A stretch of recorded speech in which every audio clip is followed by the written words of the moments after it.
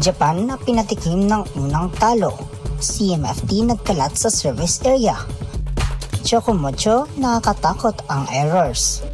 At Rondina, makakangiti pa kaya pag Vietnam na ang makakalaban? Sa unang paghaharap ng CMFT at Japan ay pinatunayan ng Chocomocho na isa sila sa best club team ngayon sa Pilipinas. Hindi nga dinismaya ng Ubi Girls ang kanilang mga taga-suporta at kinuha ang unang panalo laban sa Japan team. Muntik-muntikan pa ngang makaabot sa 5th set ang laban nito dahil sa mga errors at miscommunication ng mga players ng CMFT.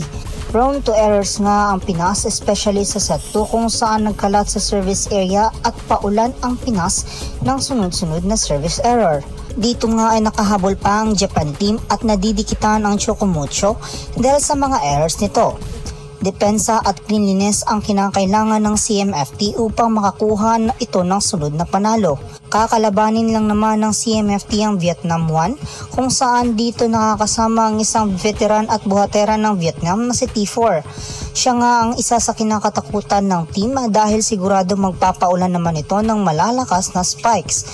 Makikita ulit kaya natin ang mga ngiti ni Rondina pag Vietnam na ang mga kalaban nito? Babalik pa kaya ang laro ni Tolentino kontra sa Vietnam? Kailangan nga mag-excel ni Tolentino dahil isang mabigat na team ang kanilang makakaharap. Not only her, pero dapat lahat ng players ay magko-contribute. Kailanganin pa ng players na mas bilisan ang kanilang mga galaw at mabilis ang spikes ng bola. Medyo tagilid pa rin sa ngayon ang CMFT kumpara sa depensa ng Vietnam.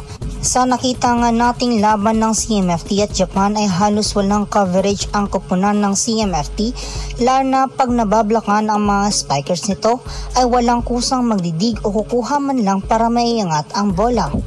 While isang magandang laban pa rin naman ang pinakita ng CMFT at may tsansa makasilat ang koponan ng medalya kung makadepensa ito laban sa Vietnam. Bukas na nga magtatagisan ang Vietnam na may T4 at si Rondina naman sa Chocomocho. Luck CMFT and give Vietnam a good fight.